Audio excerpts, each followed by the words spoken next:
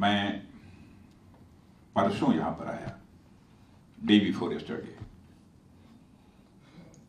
Australia में कल हमारी यहाँ के प्रधानमंत्री जी से बातचीत हुई, यहाँ के defence minister and deputy prime minister से भी बातचीत हुई, यहाँ के फॉरेन मिनिस्टर के साथ भी बात हुई और वह बातचीत काफी अच्छी रही। और भारत के जो लोग यहाँ पर ऑस्ट्रेलिया में रह रहे हैं उनके बारे में भी गोपाल जी बागले से मैंने कुछ जानने की और समझने की भी कोशिश की है। मुझे अच्छा लगा कि जिस समय यहाँ पर इन्होंने नेशनल एंथम, भारत के राष्ट्रगान का प्रस्तुतिकरण कराया, तो यह भी कहा कि साथ साथ ऑस्ट्रेलिया के भी राष्ट्रगान को संस्कृत में ट्रांसलेट करके वो आपके समक्ष प्रस्तुत करें। इसमें कोई आपत्ति नहीं है। यदि आपने ऑस्ट्रेलिया की सिटीजनशिप ली है, यदि यहां पर नेशनल एंथम होता है, क्योंकि आप भारत के मूलतः नागरिक हैं, तो उसमें कोई आपत्ति नहीं, तो होना ही चाहिए। लेकिन ऑस्ट्रेलिया के नेशनल एंथम में भी खड़े होकर आप अपना सम्मान व्यक्त करते हैं, जिसमें कोई हर्ज नहीं है। मैं मानता हूं कि अपने में बड़ी बात है, क्योंकि यह सारे काम छोटे मन के लोग नहीं कर सकते, बराबर बड़े मन के लोग कर सकते हैं। और भारत दुनिया का एक ऐसा देश है यहां पर बड़े मन के लोग रहते हैं। और मैं यह बात क्यों कह रहा हूं कि भारत अकेला दुनिया का ऐसा देश है जहां पर कि बड़े मन के लोग पाए जाते हैं, क्योंकि the whole world is a family. यह मैसेज सारी दुनिया को किसी एक देश से गया है, सारे विश्व को तो केवल और केवल हमारे और आपके देश भारत से ही लिया गया है।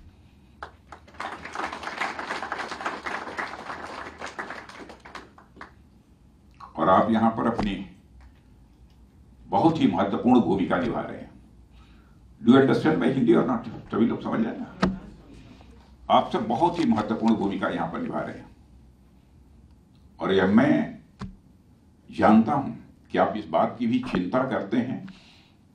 एक इंडियन की जो क्रेडिबिलिटी है, एक इंडियन की जो साख है, एक इंडियन की जो विश्वसनीयता है, उस पर किसी भी सूरत में साइन ऑफ इंट्रोगेशन नहीं लगना चाहिए।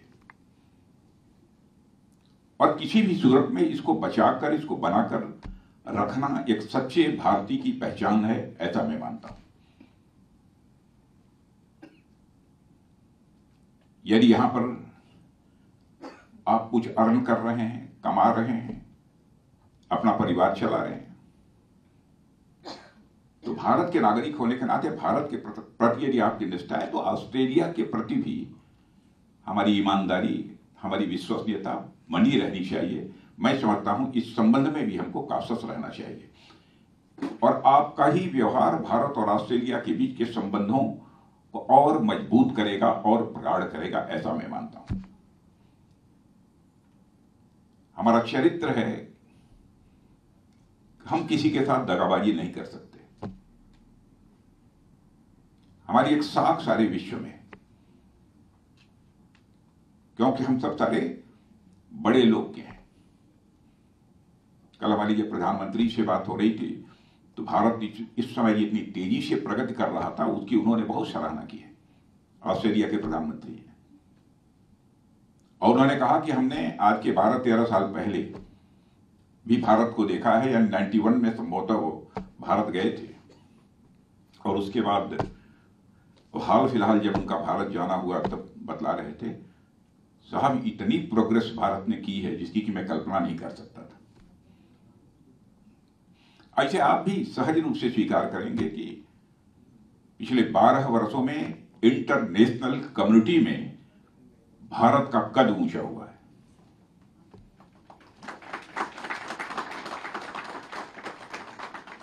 भारत के प्रति पूरे विश्व में एक सम्मान का भाव बढ़ा है। इसे सहज रूप से सारे लोग स्वीकार करते हैं। पहले इंटरनेशनल फोरम पर भारत कुछ बोलता था तो भारत की बातों को जितनी गंभीरता पूर्वक लिया जाना चाहिए नहीं लिया जाता था। लेकिन आज यदि इंटरनेशनल फोरम पर भारत कुछ बोलता है तो सारी दुनिया दोनों कान खोलकर सुनती है भारत बोल क्या रहा है। यह भारत की हैसियत सारी दुनिया में बनी है।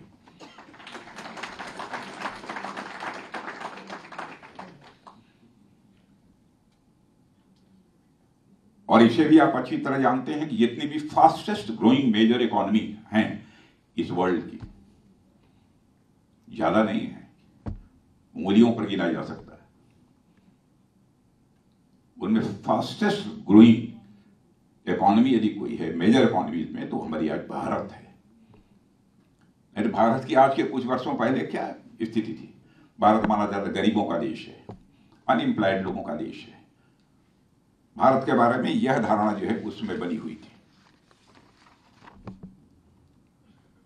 और सारे जियो पॉलिटिकल और ग्लोबल चैलेंजेस के बावजूद भारत अपनी one of the fastest growing major economy की हैसियत अपनी बनाकर अभी तक रखा हुआ है। यह हमारा एक मेजर अचीवमेंट है, मैं मानता हूं। मैं एक आंकड़े को देख रहा था कि रिजर्व बैंक ऑफ इंडिया के अनुसार 25-26 में भारत की रियल जीडीपी ग्रोथ अप्रॉक्सीमेटली 6.5% तक पहुंच गई है।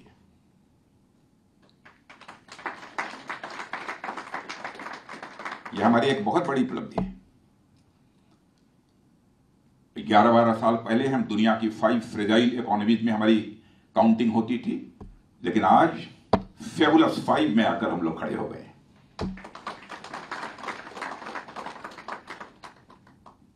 यह कोई छोटी बात नहीं है। और इतना ही नहीं, भारत के पास फॉरेन एक्सचेंज रिजर्व, क्योंकि ये सब सारी चीजें हैं कि सबको याद रखना कठिन है। एक समय फॉरेन एक्सचेंज रिजर्व की हमारे भारत में क्राइसिस रहा करती थी, और आज आपको जानकर प्रसन्नता होगी कि हमारे पास more than $700 billion foreign exchange reserve है हमारे पास।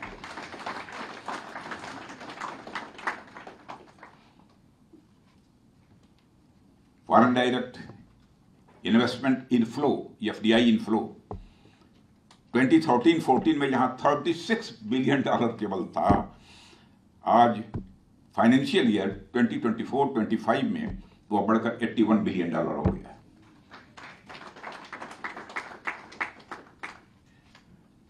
और इतना ही नहीं, हमारा एक्सपोर्ट भी बहुत बड़ा है। मोर देन $825 बिलियन एक्सपोर्ट बढ़ गया। पहले 100, 200, 300 बिलियन बस इतना ही रहा करता था।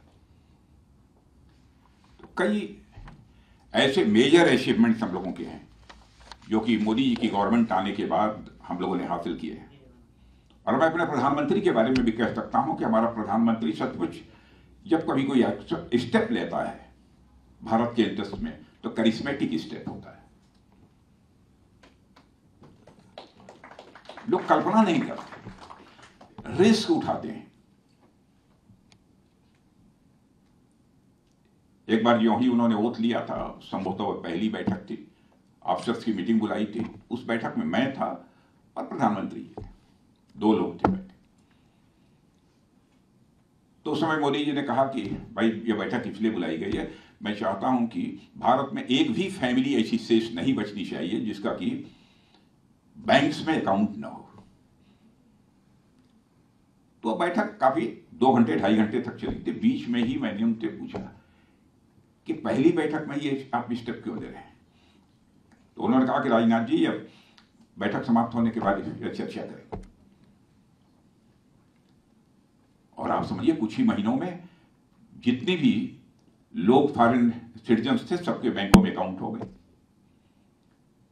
और हमारे यहां जितने गरीब लोग थे, फार्मर्स थे, सबके अकाउंट्स में धड़ाधड़ 6,000, 10,000, 1,000 जो कुछ भी देना था धड़ाधड़ वो ट्रांसफर होने लगे। लोगों की परचेजिंग कैपेसिटी बढ़ गई। बड़ी संख्या में लोग पॉवर्टी लाइन से बाहर आ गए। लेकिन इसी के कारण पॉवर्टी लाइन से बाहर आए हैं ऐसा नहीं है। हमारी गवर्नमेंट ने भी कुछ कई ऐसे इकोनॉमिक फ्रंट पर भी स्टेप्स लिए हैं जिसके कारण भारत में बड़ी संख्या में लोग जो पॉवर्टी लाइन होती है उसके बाहर हुए हैं। एक्सट्रीम पॉवर्टी का जहां तक सवाल है, जिस भारत में 18%, 20%, 25% एक्सट्रीम पॉवर्टी के लोग थे, आज वो संख्या जानते हैं, अप्रॉक्सीमेटली 2% रह गई है। यह है हमारा भारत।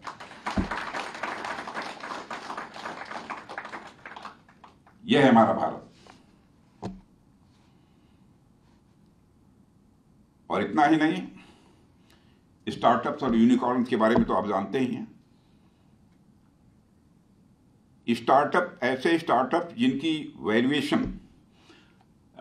लगभग अप्रॉक्सीमेटली $1 बिलियन हुआ करती है, उन्हीं को यूनिकॉर्न कहते हैं। जब हमारी गवर्नमेंट बनी थी तो उस समय यूनिकॉर्न का नंबर जो हमारे देश में था वो 4 था। आज वह बढ़कर मोर देन 120 पहुंच गया है। 10 साल के अंदर ही 120। और वैसे ही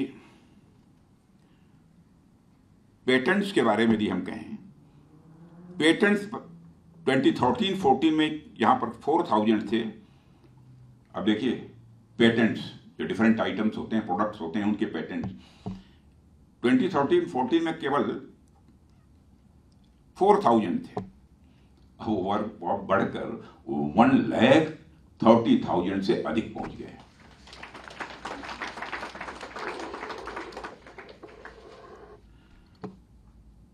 और साथियों, मॉर्गन स्टैनले एक मानी जानी इंटरनेशनल फर्म है, उसके बारे में आप अच्छी तरह जानते हैं। उसने भी यह दावा किया है कि वह दिन दूर नहीं है,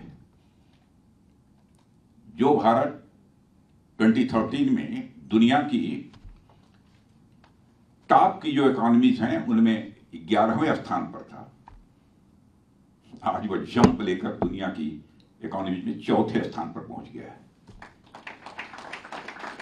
और मॉर्गन स्टैनले ने कहा है कि वह दिन दूर नहीं है, 1.5 साल 2 साल के अंदर ही 2028 आते आते, ये 2025 है, मैक्सिमम उन्होंने कहा 2028 आते आते भारत की इकोनॉमी की साइज दुनिया की टॉप 3 कंट्रीज में आकर खड़ी हो जाए। यह मैं दावा नहीं कर रहा हूं, यह मॉर्गन स्टैनले ने दावा किया है। और हमारी गवर्नमेंट ने ईज ऑफ डूइंग बिजनेस के अलावा ईज ऑफ लिविंग को भी तेजी के साथ बढ़ावा दिया है। बहुत सारे ऐसे कंप्लायंसेस थे इनको समाप्त कर दिया। आप जानना चाहते हैं, जिन कंप्लायंसेस के कारण लोगों को काम करने में प्रॉब्लम्स होती थी, या लंबा समय लगता था, या अधिकारियों के सामने जाकर अपना हाथ पैर जोड़ने पड़ते थे, उन कंप्लायंसेस को समाप्त कर दिया। मोर देन 50,000, यानी इतना ड्रेस्टिक स्टेप, कोई सामान्य बात नहीं कि कोई आए और 2-3 साल में जितने इस प्रकार के कंप्लायंसेस हैं जिसके कारण लोगों को काम करने में प्रॉब्लम्स होती हैं, मोर देन 50,000 कंप्लायंसेस को समाप्त कर दिया। यही तो ईज ऑफ डूइंग बिजनेस है। अंग्रेजों की समय की बनी हुई Indian penal code, criminal procedure act code, कहा भाई अंग्रेजों के समय की बनी हुई चीज अब क्यों चलेगी? अब गया ये भारत, अब भारत है, आजाद भारत है। बोले भारतीय न्याय संहिता बना दी और ऐसे ही अन्य कानून भी यहां बना दिए, और उनमें बहुत सारे चेंजेस भी लाए हमारी गवर्नमेंट। अभी हाल में ही आपने सुना होगा जीएसटी जैसा एक बड़ा रिफॉर्म हमारी गवर्नमेंट ने किया है। जीएसटी का बड़ा रिफॉर्म, और आपको जानकर खुशी होगी कि यह रिफॉर्म यह गवर्नमेंट का बहुत ही वेल कंसीडर्ड ड्रास्टिक स्टेप है। कोई यह कल्पना नहीं कर सकता था कि कोई गवर्नमेंट आज की हालात में इतनी जोखिम उठाएगी, और उसके कारण 90% आइटम्स ऐसे हैं जिनकी की कीमतें पहले के कंपैरिजन में काफी कम हो गई हैं, केवल जीएसटी समाप्त कर देने के कारण, अथवा जीएसटी के रेट कम कर देने के कारण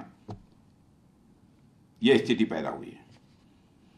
और भारत में डिजिटल रिवॉल्यूशन से आप अच्छी तरह परिचित ही हैं। इसके कारण एक बहुत बड़ा बदलाव, एक बहुत बड़ा चेंज आपको देखने को मिलेगा। यूपीआई के बारे में तो आप सब अच्छी तरह जानते ही हैं, और यूपीआई की जो सक्सेस है उसने सारी दुनिया को चौंका दिया है मेरे साथियों।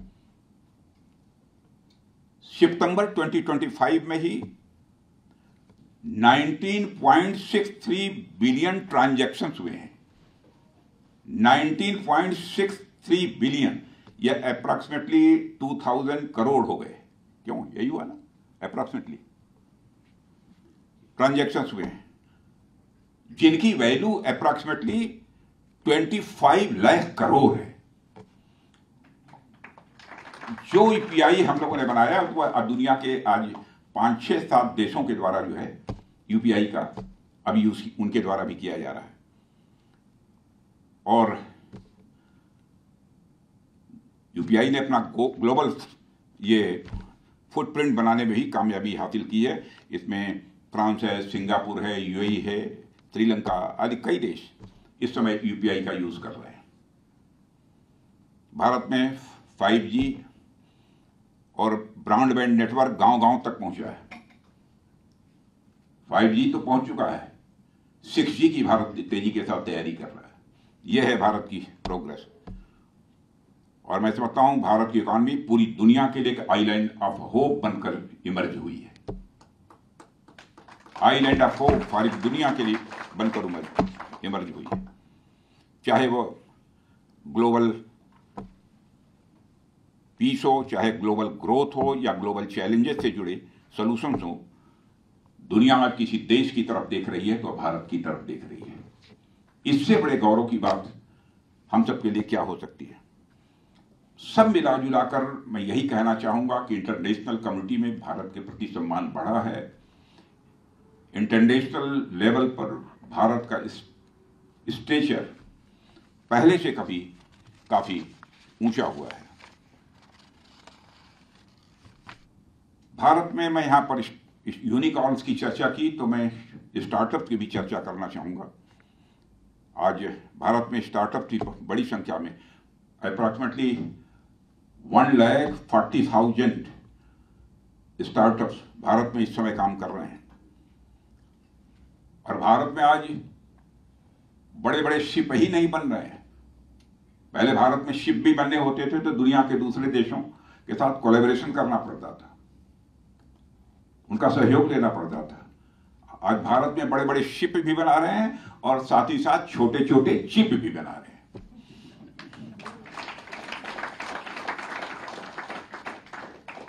दोनों काम हो रहे हैं।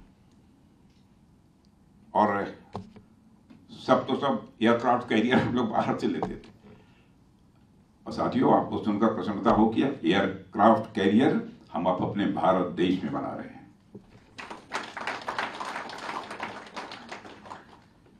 डिफेंस का जहां तक सवाल है, जो मंत्रालय हमारे जिम्मे है, आज के कुछ साल पहले हालात ऐसे थे, ज्यादा नहीं, 7, 8, 9 साल पहले ही ऐसे हालात थे कि हमारे यहाँ जो एक्सपोर्ट होता था डिफेंस आइटम्स का 600 करोड़ का होता था। आज हम मोर देन 24,000 करोड़ का एक्सपोर्ट कर रहे हैं और दुनिया की 100 कंट्रीज को एक्सपोर्ट कर रहे हैं। डिफेंस मैन्युफैक्चरिंग सुनेंगे? डिफेंस मैन्युफैक्चरिंग जो हमारी गवर्नमेंट बनी थी तो उस समय जो होती थी वो पहले तो 600 थी 2013 में अप्रॉक्सीमेटली, फिर 2014 में 1400 या 1500 करोड़ के आसपास थी।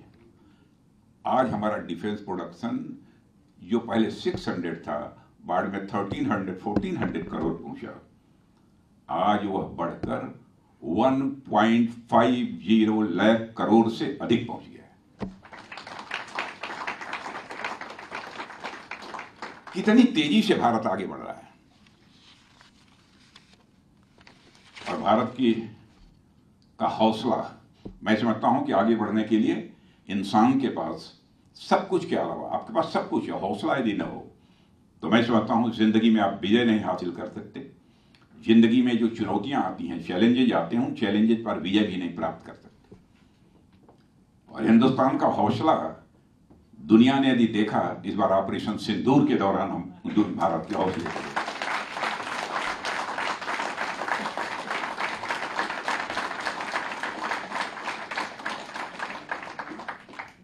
साथियों, 22 मई को पहलगाम में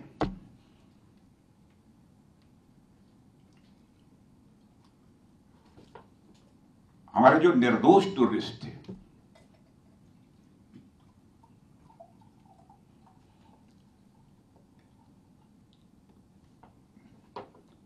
जो अपने परिवार के साथ वहां घूमने के लिए गए, किसी की नई शादी हुई थी, वहां पर पाकिस्तान के टेररिस्ट ने आकर और ये पूछ कर कि धर्म तुम्हारा क्या है, उनको मौत के घाट उतार दिया। मुझे नाज है अपनी आर्मी के ऊपर भी। 22 तारीख को एक घटना हुई, 23 तारीख को डिफेंस मिनिस्ट्री में मैंने तुरंत एक बैठक बुलाई।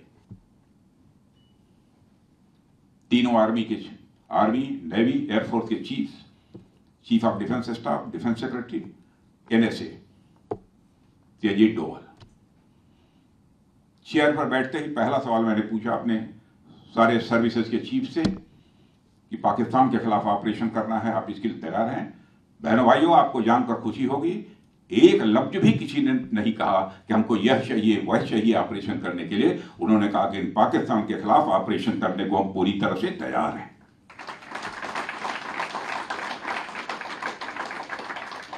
बाद में दूसरे दिन हम लोग प्रधानमंत्री जी के साथ बैठे।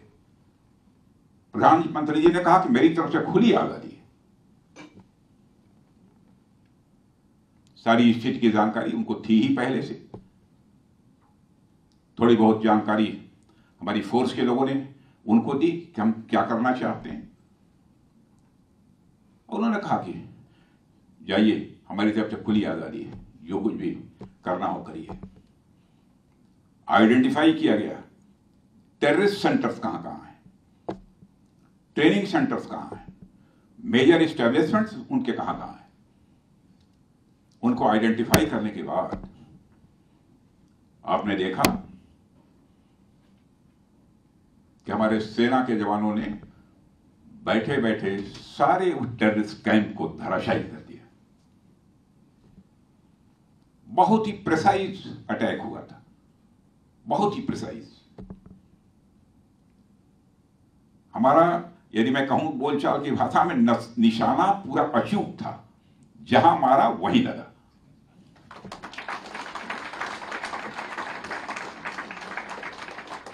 हमारे देश के कुछ लोगों ने कहा कि साहब, जब एक बार आक्रमण किया था तो पाकिस्तान को साफ ही कर देना चाहिए था। अब देखिए, आप लोग भी कह रहे हैं बहुत अच्छा है।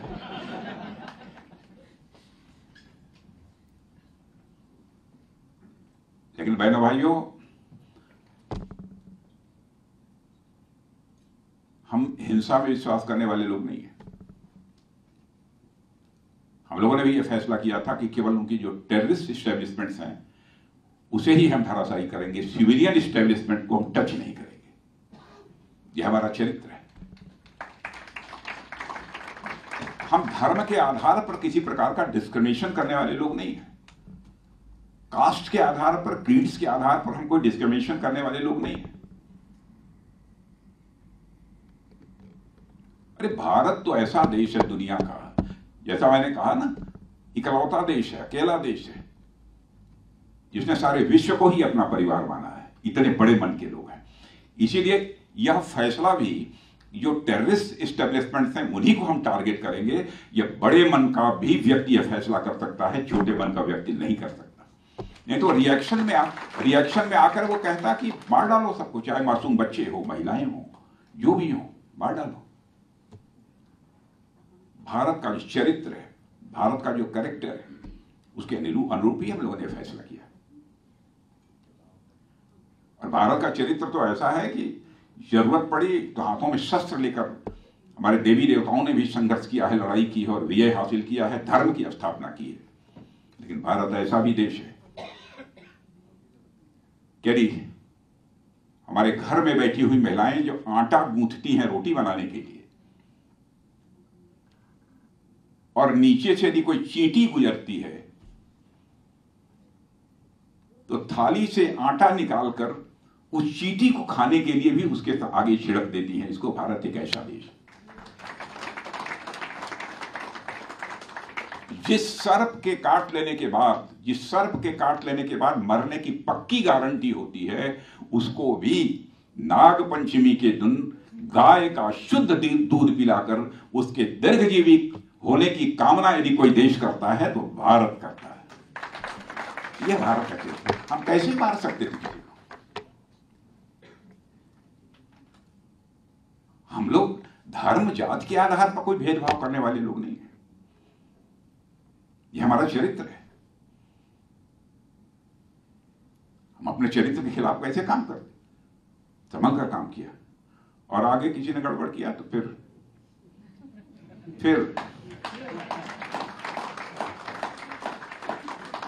मैंने तो कहा था उसके बाद, इस घटना के बाद, कि उन्होंने धर्म पूछकर मारा है, लेकिन हम धर्म देखकर नहीं मारेंगे, हम उनका कर्म देखकर मारेंगे।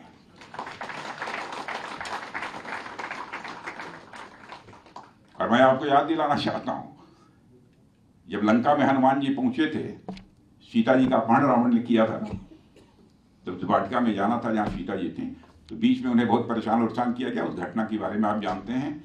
तो उन्होंने धड़ा मार काट अपना शुरू किया, लोगों को धराशायी करते हुए, मारते पीटते हुए सीता जी के पास उस वाटिका में पहुंच गए हनुमान जी। तो सीता जी ममतामयी, उन्होंने कहा, ये है हनुमान, तुमने इतनी लंका में तोड़फोड़ क्यों की? तो उन्होंने कहा कि मैंने कुछ ज्यादा नहीं किया माते, ऐ मां, मैंने ज्यादा नहीं किया। जिन मोहि मारा तिन मोहि मारे, जिन लोगों ने मुझे मारा हमने केवल उन्हीं को मारा। भाई यहां पर आतंकवादियों ने अटैक किया था, इसलिए हम लोग केवल आतंकवादियों को मारा।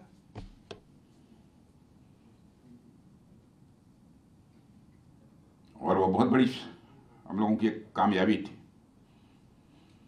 भारत के अचीवमेंट का जहां तक सवाल है, बहनों भाइयों जानते हैं कि अब तो भारत अब चंद्रमा तक पहुंच गया है।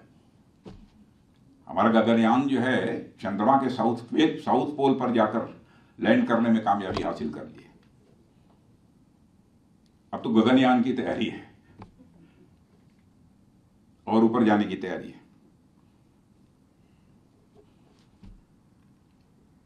और सब मिला जुलाकर यदि कहना हो तो मैं कह सकता हूं, आज भारत में डेमोक्रेटिक पॉलिटिकल स्टेबिलिटी भी है और इसके साथ साथ पॉलिसी की प्रेडिक्टेबिलिटी भी है। दोनों चीजें हैं भारत। और भारत के नौजवानों का जहां तक प्रश्न है, भारत का नौजवान अब धीरे धीरे काफी स्किल्ड होता जा रहा है। स्किल्ड भी है और साथ ही साथ भारत का नौजवान आज हौसला इतना बुलंद है कि वो स्ट्रांग विल्ड भी है। दोनों है। साथियों, बात को बहुत ज्यादा लंबी करने का मैं समझता हूं कोई औचित्य नहीं है। सब मिला जुलाकर मैं ये कहूं कि भारतवासी अब जहां भी दुनिया के जिस भी कोने में है, मैं भारत का नागरिक हूं, यह कहने में एक गौरव की अनुभूति होती है, एक सेंस ऑफ प्राइड उसके अंदर पैदा होता है, मैं भी भारत का नागरिक हूं। और अंत में बस इतना ही मैं कहना चाहूंगा कि आप ऑस्ट्रेलिया में हैं, ऑस्ट्रेलिया के साथ भारत के रिलेशंस अच्छे हैं, न होते तब भी मैं कहता कि आप भारतीय हैं। इसलिए बराबर हमें इस बात की चिंता करनी चाहिए कि हमारी क्रेडिबिलिटी, हमारी साख, हमारी विश्वसनीयता पर किसी भी सूरत में दुनिया की कोई ताकत क्वेश्चन मार्क न लगा सके। बराबर हमारी तरफ से कोशिश होनी चाहिए, क्योंकि भारतीयों का एक सम्मान सारी दुनिया में बढ़ा है। उसमें एक फैक्टर यह भी है, उसको हम बनाकर रखें। किसी को दगा देना, किसी को धोखा देना, यह तो हमारे चरित्र में नहीं है। सचमुच जब मैं यहाँ के प्रधानमंत्री से बातचीत हो रही थी हमारी, उसमें मैंने देखा कि भारत के प्रति कैसा उन्होंने भाव व्यक्त किया, कैसा सम्मान व्यक्त किया। और यह भी कहा, काश हम भी भारत की तरह ऐसे ही आर्थिक दृष्टि से मजबूत होते हो, भारत जैसे मजबूत हो रहा है। तो भारत का सम्मान सारी दुनिया में बढ़ा है। आप सब स्वयं यहां महसूस कर रहे होंगे पहले कि भारत और आज के भारत में साफ अंतर दिखाई दे रहा है। पूरी ईमानदारी के साथ भारत के नागरिक हैं तो भारत के भी नागरिक हैं, लेकिन ऑस्ट्रेलिया में हम यहाँ रख कर यदि कमा रहे हैं तो ऑस्ट्रेलिया के साथ भी हम किसी भी सूरत में दगाबाजी नहीं कर सकते। यही हमारा चरित्र है, इस चरित्र को हमको बनाकर रखना।